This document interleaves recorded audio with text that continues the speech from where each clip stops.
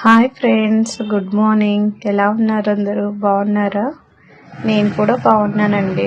ఈరోజు మనం capsicum and paneer curry చేసుకుందాం. Capsicum, onion, tamatar paneer curry అంటారు దీనికి. ఇది హిందీ వాళ్ళు ఎలా చేస్తారు, నార్త్ ఇండియన్స్ వాళ్ళ స్టైల్లో నేను మీకు చూపిస్తాను. స్కిప్ చేయకుండా పూర్తిగా వీడియో చూసి లైక్ చేసి షేర్ చేసి సబ్స్క్రైబ్ చేసుకొని కామెంట్ చేయండి ఫ్రెండ్. కొంచెం హెల్ప్ చేయరాదే? యూట్యూబ్ ఈ కొత్త రూల్స్తో చంపేస్తుంది. నేను 2 క్యాప్సికమ్ తీసుకున్నాను, కొంచెం పన్నీరు, 2 టమాటోస్, 1 ఆనియన్ తీసుకున్నాను.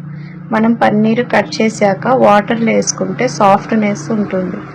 అందులో మనం ఫ్రిడ్జ్లో మామూలుగా ఫ్రిడ్జ్లో పెట్టుకుంటాం కాబట్టి పన్నీర్ కొంచెం గట్టిగా ఉంటుంది.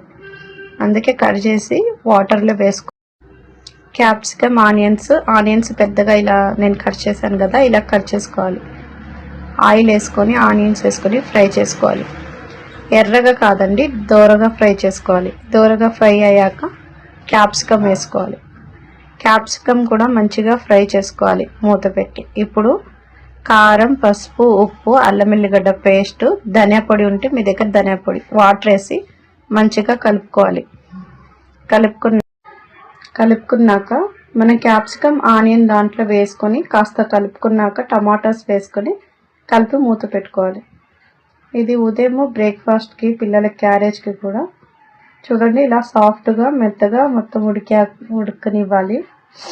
ఉడికాక మనము ఆల్రెడీ నీళ్ళలో వేసుకున్న పన్నీర్ వేసుకొని కలుపుకొని కొంచెం వాటర్ పడితే వాటర్ వేసుకొని బాగా ఇలా దగ్గర ఎంతవరకు ఉడికించుకొని ధనియా ఆకు వేసుకొని దింపుకోవడమే. ఇప్పుడు మనం ట్రయాంగిల్ చపాతీ ఎలా చేసుకోవాలో చూపిస్తున్నాను, చూసేయండి.